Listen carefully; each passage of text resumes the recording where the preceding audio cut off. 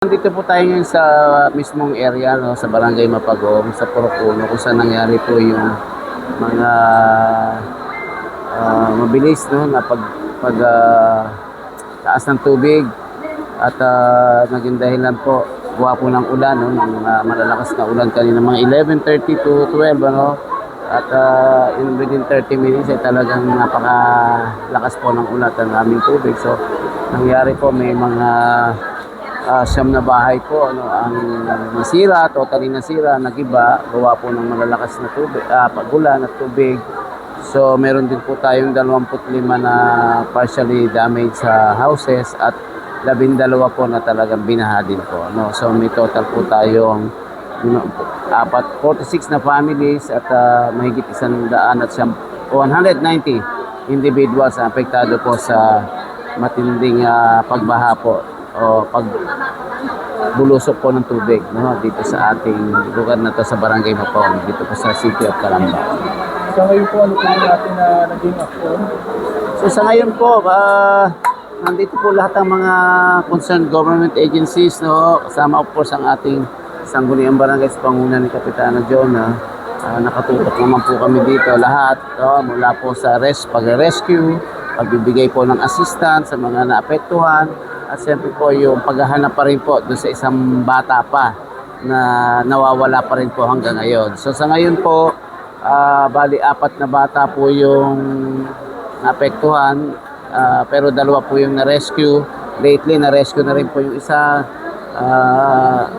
Mabuti naman po, buhay pa po rin yung isang bata. So isang bata na lang po ang hinahanap po natin ngayon. Nandiyan po ang ating Philippine Coast Guard, nandiyan po ang ating rescue team ng city, at yung poso po natin, at siyempre po ang ating Philippine Red Cross na andito rin po, no? Nagtutulong-tulong po para maayos po yung problema po kinaharap po natin ngayon. Meron po bang naging casualty?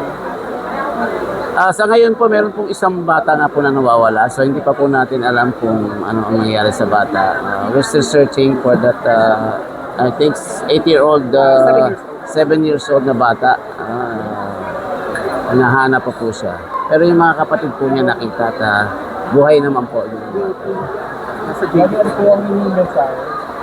So sa ating pong mga kababayan po, hindi lamang po dito sa Barangay Mapagong, lalong-lalo na po sa area na nasabihin po nating disaster-prone areas, tayo po ay maging alerto. Umalis na po tayo pag nagbabadya pa lang po mga pag-ulan o ano man pong sakuna na pwedeng dumating, no? Pero just the same, nandito pa rin po ang pamahalang lungsod ng Calamba, ang iba't ibang ahensya po natin ng Sangguniang Barangay para dagdian po magbigay ng mga assistance ng tulong. At siyempre po yung matagalang plano para po sa kapakanan po nila, nandito po yun, ano? Sinasama na po namin yan. Sige po. Ayun po, isang magandang hapon po sa inyong lahat.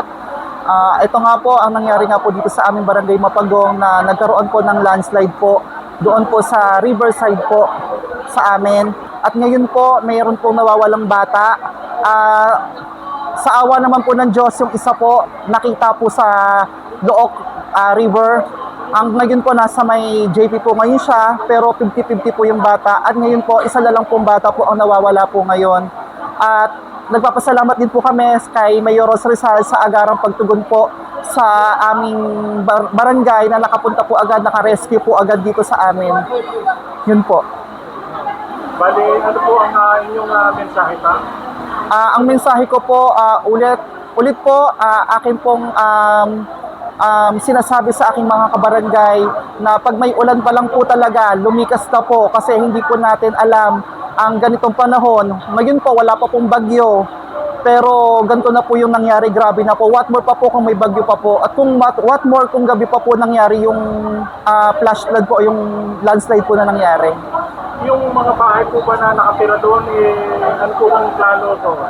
Ngayon po, ang plano po ng mayor po, sa ngayon kakausapin daw po yung mga tao na nandoon po na nakatira po sa Riverside.